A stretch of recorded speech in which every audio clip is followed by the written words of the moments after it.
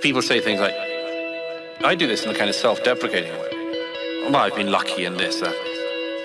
And you know very well that a lot of life is luck. Akira. But then a lot of it is, and it's underplayed, you also work hard. I realized some time ago that because I'm born in Britain, I have that natural tendency to like underplay something. Well, I'm just lucky in that. And somebody said to me, you shouldn't do that. You do work very hard. And I thought, yes, but saying, well, I've been lucky in that is a nice way to say to other people, oh, I haven't really had the input, and you don't need to, particularly I. It's a flattering thing to say to somebody else, which ignores a wonderful phrase of Branch Rickey I came across. Luck is the residue of design. Luck is the residue of design. Luck is the residue of design. A lot of what we call luck, it has come about through something other than chance. I used to say, you're lucky to be born in America. And on one level that's true, which is like, you could have been born in the great pool, and you could have been born in Mogadishu, and it'd be a lot worse. But there's also something it covers up, which is the luck is that people before you made good choices that meant that you are in a situation which is more optimal. And it's not simply luck that you have in America the right to freedom of speech. Luck is the residue of design. Luck is the residue of design. It's the consequence of men and women making good decisions. Men and women making good decisions. Luck is the residue of design. Luck is the residue of design. We have to find a better way to understand what we often mean by luck. You have luck in your life, sometimes because other people have made good judgments that are effectively for you before your time. Your politicians, your family and others. It's not just some wild whirligig. It's also make prudent decisions, make wise decisions, work hard, and a lot more. And you'll find that you are what we call lucky or luckier. Don't do any of that stuff. Put everything off all the time. Be lazy, unmotivated, blame other people all the time for things you could correct yourself, and you will find you are the type of person that is described as unlucky. Luck is the residue of design. Luck is the residue of design. It's the consequence of men and women making good decisions. Men and women making good decisions. Luck is the residue of design. Luck is the residue of design.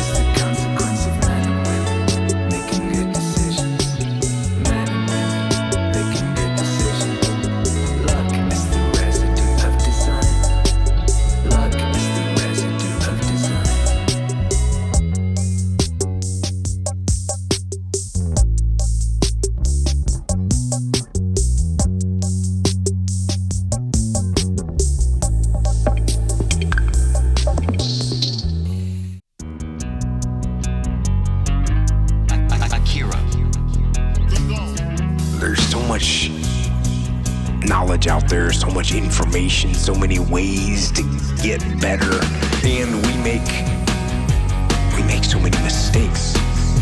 We're the product of our mistakes. And oftentimes the lesson is sitting there right in front of our face.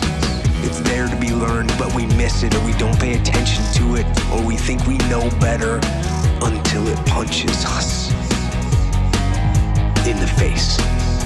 And the most important thing to learn is that we have so much to learn. We all do. And we can learn from school and people and from experience, and we learn from life. You get one shot at this gig right here. Life. One life. That's all you got. One life. One shot. But you have to process the information. You have to absorb it. You have to accept it. You have to open your mind. You gotta free your mind so that you can learn and make real progress. And as far as regrets and things I wish I would have done differently, of course. Hindsight is 2020, and looking back, of course, who wouldn't want to take another go at something and improve on the first try by doing it again? And then why not do it again and again and again? Why not do it over and over again until you have it perfect? But the fact is, you don't get that chance. You get one shot at this gig right here. Life. One life. That's all you got. One life. One shot. And regret, in and of itself, it's worthless. It does nothing for you. In fact, the only valuable thing in regret is the lesson you learned, the knowledge that you gained. But walking around filled with regret gets you nothing. So learn and move on. Don't let regret beat you down. Don't be a slave to regret. No. Let it teach you. Let it make you better. Let the fear of regret fuel you to take action. Today. Now.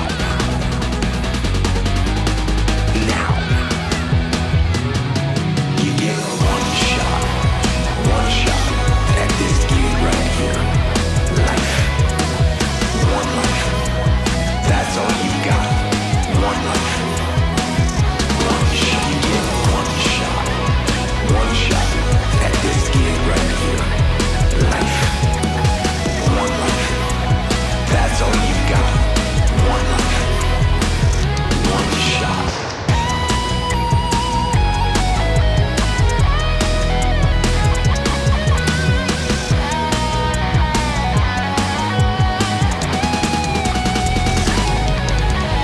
Take action now to become a better person. Not filled with regret, but filled with knowledge. Filled with knowledge and strength and power, and filled with life.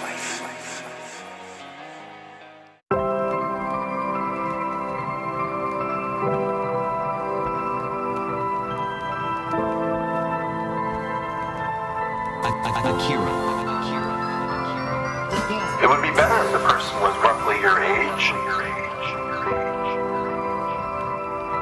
I want to share some of your characteristics. I think you need to be able to see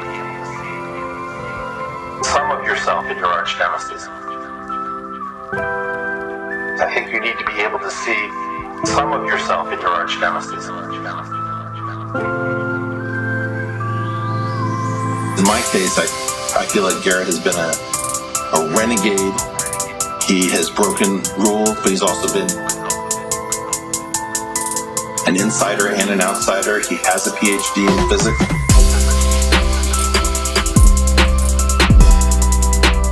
He has been more outside the system.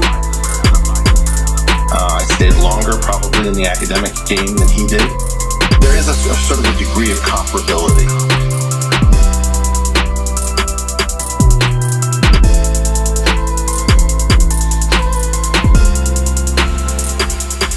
The picture that lies over my shoulder, I started to feel better about it when I saw into Floyd Mayweather's home after he defeated Conor McGregor. There was a photograph taken of Floyd Mayweather with giant pictures of him and Conor McGregor inside of his home. And so the idea that you would actually want to represent your arch nemesis inside of your personal space, it makes complete sense to me. I think you need to be able to see some of yourself in your arch nemesis. I think you need to be able to see some of yourself in your arch nemesis. I think you need to be able to see some of yourself in your arch nemesis. I think you need to be able to see some of yourself in your arch nemesis. What I'd like you to think about is whether or not you're ready to choose an arch nemesis.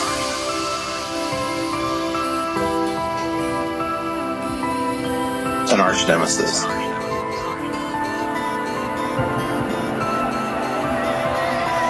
So let that be a motivational decision to propel you to try to keep working on something when you feel discouraged, to use an aspect of competition which is healthy. I'm very often reminded of my good friend Peter Thiel's admonition that competition is for losers. The idea that when you spend your time focusing on someone else rather than focusing on a very difficult problem, you often get distracted from what's really important and you find yourself in this kind of mimetic rivalry. I think that choosing an arch nemesis is a slight exception to this generally pretty good rule. When I get discouraged and I don't feel like looking at physics, it does help me to think about the fact that somewhere out there, Garrett is pitching a wave in the waters off of Maui, thinking about physics and trying to push his theory forward. So I find that not dispiriting or enervating, but I actually find it energizing. I think you need to be able to see some of yourself in your arch nemesis. Some of yourself in your arch nemesis. I think you need to be able to see some of yourself in your arch nemesis. I think you need to be able to see some of yourself in your arch nemesis.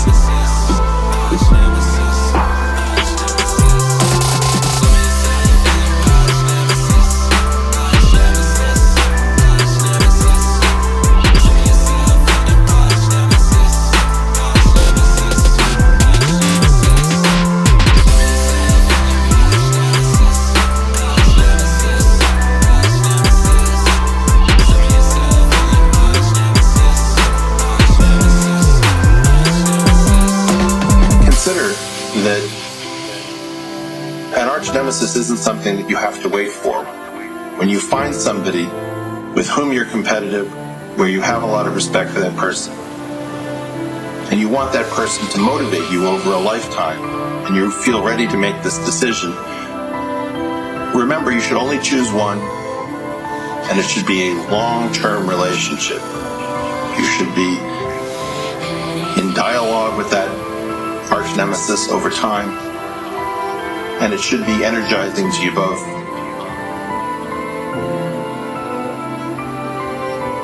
Just want to say, first of all, thank you very much. without further ado, I suppose the time has come. Be well.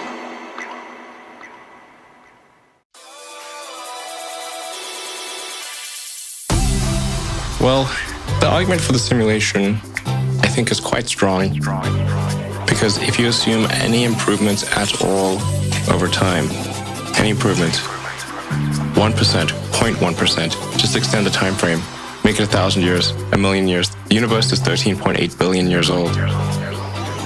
Civilization, if you're very generous, civilization is maybe 7,000 or 8,000 years old. If you count it from the first writing. This is nothing. This is nothing. If you assume any rate of improvement at all, then games will be indistinguishable from reality. Or civilization will end. One of those two things will occur. Anyway, I don't want to sound like things are too dark, because I think you kind of have to be optimistic about the future. There's no point in being pessimistic. It's just too negative. It doesn't help. You know, I think you want to be... I mean, my theory is you'd rather be optimistic. I'd rather be optimistic and wrong than pessimistic and right. Than pessimistic and right. Than pessimistic and right. But I'd rather be optimistic and wrong than pessimistic and right. Than pessimistic and right. Than pessimistic and right. At least we're on that side. Because if you're pessimistic, you're just going to be miserable. Enjoy the journey. Enjoy the journey. Ultimately, even if we just sort of existed as humans forever, eventually there'd be the heat death of the universe a zillion years from now. Eventually it's going to end.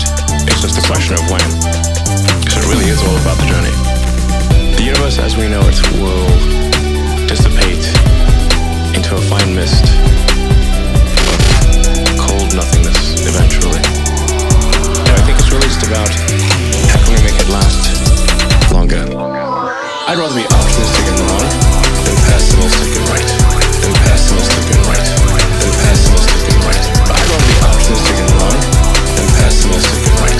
Than pessimistic and right. Than pessimistic and right. But I'd rather be optimistic and wrong than pessimistic and right. Than pessimistic and right. Than pessimistic and right. But I'd rather be optimistic and wrong than pessimistic and right. Than pessimistic and right. Than pessimistic and right. I think most likely, this is just about probability, there are many, many simulations. These simulations are, we might as well call them reality, or we could call them the multiverse. And they're running on the substrate. That substrate is probably boring. When we create a simulation, like a game or a movie, it's a distillation of what's interesting about life. It takes a year to shoot an action movie. And then that's all distilled down into 2 or 3 hours. So let me tell you, if you've seen an action movie being filmed, it's boring. Super boring. It takes lots of takes. Everything's in a green screen. Looks pretty goofy. Doesn't look cool. But once you add the CGI and have great editing, it's amazing. So I think most likely, if we're a simulation, it's really boring outside the simulation. Because why would you make a simulation that's boring? It makes a simulation way more interesting than base reality. When you're in that virtual reality, which is only going to get better, where are you? Where are you really? You aren't anywhere. You're in the computer. Why do you think you're where you are right now? You might not be.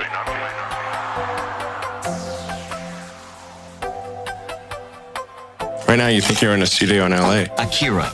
You might be in a computer.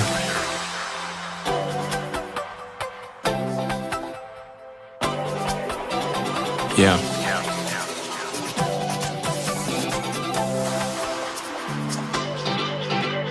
I'd rather be optimistic and wrong than pessimistic and right. Than pessimistic and right. Than pessimistic and right. But I'd rather be optimistic and wrong than pessimistic and right. Than pessimistic and right. Than pessimistic and right. I'd rather be optimistic and wrong than pessimistic and right. Than pessimistic and right. Than pessimistic and right. But I'd rather be optimistic and wrong than pessimistic and right. Than pessimistic and right. Than pessimistic and right.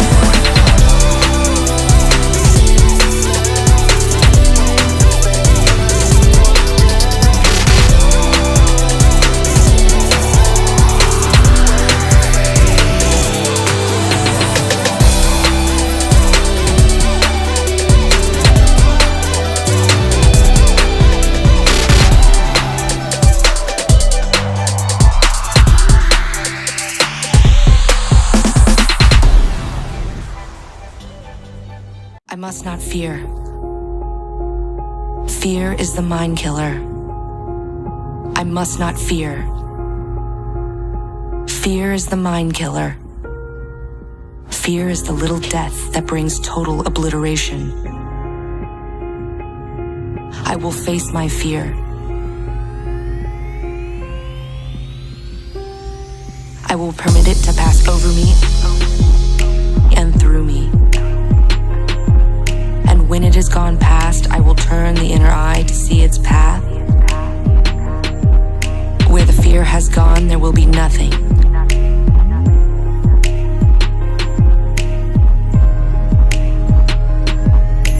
Only I will remain.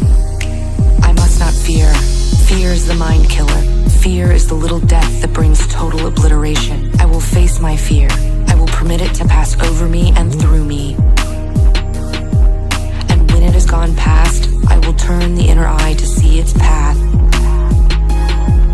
Where the fear has gone, there will be nothing. Only I will remain. What's in the box? What's in the box? What's in the box? Pain. Pain. What's in the box? What's in the box? What's in the box?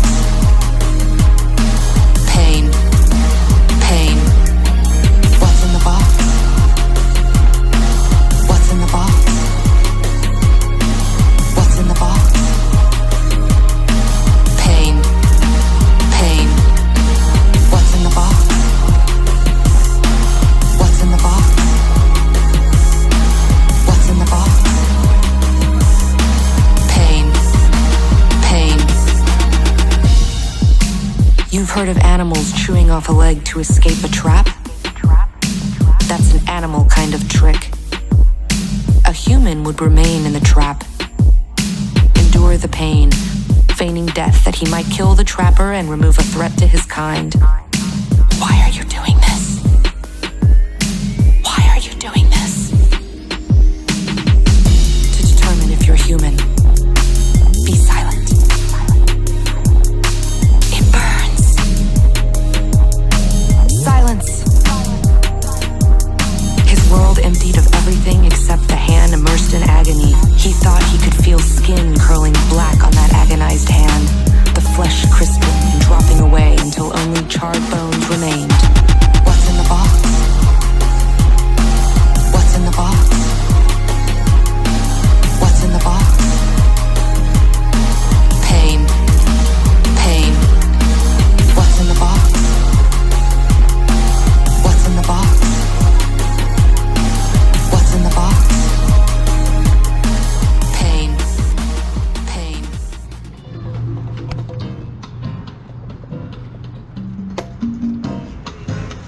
Hey, my brother. You get your groove on. You know it. What's up, bro?